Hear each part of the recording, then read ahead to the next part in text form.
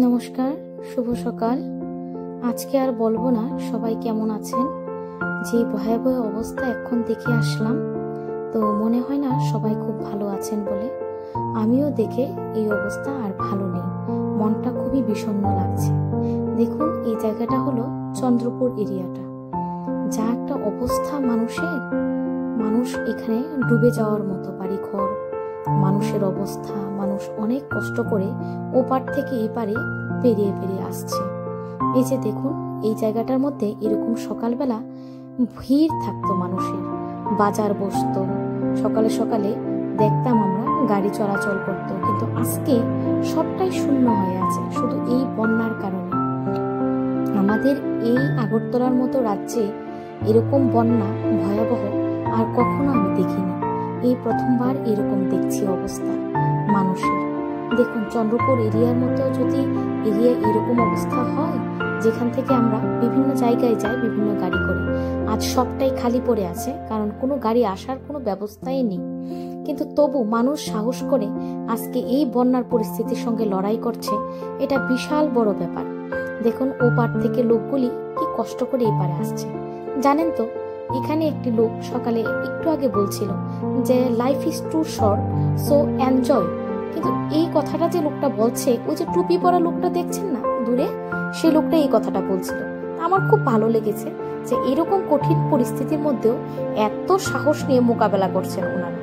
ওদের জীবনের কষ্টটা আমরা ফিল করতে পারছি না, কারণ হয়তো বা আমাদের বাড়ি ঘরে জল উঠেনি বলে আমরা ফিল করতে পারছি না, কিন্তু দূর থেকে দেখে খুবই কষ্ট হচ্ছে মনে।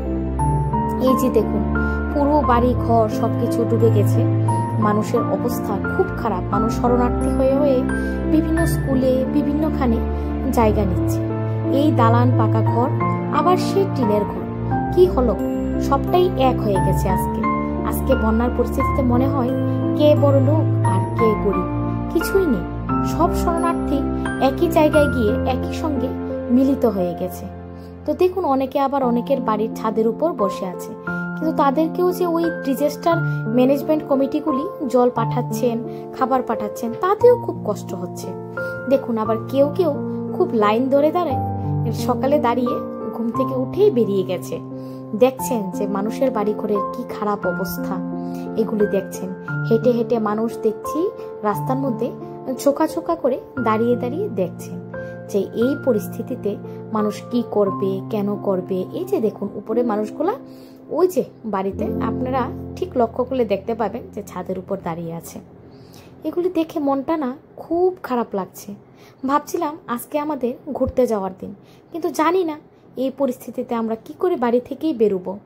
চতুর্দিক জলে আটকে পড়ে গেছি আমরা সবাই, কিন্তু মনে হয় না বেরোতে পারবো। আমাদের হয়তো বা টিকিটটা আমাদের রিশিডিউল করাতে হবে আজকেই, কারণ এই পরিস্থিতিতে বেরোনো অসম্ভব। তো এইটুকুই বলে এখানেই আমি আপনাদেরকে দেখাবো যে বন্যায় এই যে দেখুন মানুষগুলা যে চলে আসছে হেঁটে হেঁটে সকালবেলায়। দেখুন, মানুষগুলো অনেক দূর দূরান্ত থেকে মানুষ দেখতে আসছে জলের পরিস্থিতি কি। মানুষ ভয় পাচ্ছেন, আমাদের ঘরেও না ঢুকে যায়, আমরাও না এই পরিস্থিতি ফিল করতে হয় আমাদের। দেখুন, ছোট ছোট বাচ্চা, বয়স্ক লোক সব বেরিয়ে যাচ্ছে। অনেকে আনন্দ নিচ্ছে জলের, আবার অনেকে যারা এই জলটাকে ভোগ করছে, ফ্লাডটা, তাদের যে কি কষ্ট সেটা আবার অনেকে ফিল করতে পারছে। তো দেখুন কি অবস্থা, আমি আপনাদেরকে দেখাচ্ছি। ঠিক পুরোটা রাস্তায় আমি চেষ্টা করলাম যে তুলে আনতে, আপনাদেরকে দেখানোর জন্য যে কি অবস্থা। দেখুন, এই যে দেখুন মানুষগুলো দাঁড়িয়ে খুব কষ্ট পাচ্ছে। এই যে ব্রিজটা, এই যে দেখুন বয়স্ক লোকটা ওপার থেকে খুব কষ্টে বয়স্ক লোকটা আসছে এই পারে। খুব কষ্ট হচ্ছে ভদ্রলোকের আসতে, কিন্তু বাঁচার জন্য, প্রাণের জন্য লড়াই তো করতেই হবে না, ওপার থেকে এপার আসতেই হবে মানুষকে। দেখুন, হাতের মধ্যে এগুলি নিয়ে আসছে। অনেকে দেখলাম ছোট ছোট বাচ্চাদেরকে নিয়েও পেরিয়ে আসছে। অনেকে দেখলাম যে কলা গাছের একটা কি যেন বানানো নৌকার মতো, সেটা দিয়ে পেরিয়ে আসছে। দেখুন, মানুষের বাড়িঘর ডুবে কি অবস্থা। সকাল সকাল বেরিয়ে এগুলি দেখে মনটা ভীষণ খারাপ হয়ে গেছে। ঠিক কি অবস্থা দেখুন, পূর্বাশার মতো এরিয়াতে এই অবস্থা আমাদের। এই যে দেখুন, এই জায়গাটা হলো পূর্বাশার ঠিক আগের জায়গাটা। এই যে দেখুন থানাটা থেকে শুরু করে পূর্বাশা পর্যন্ত কি একটা অবস্থা।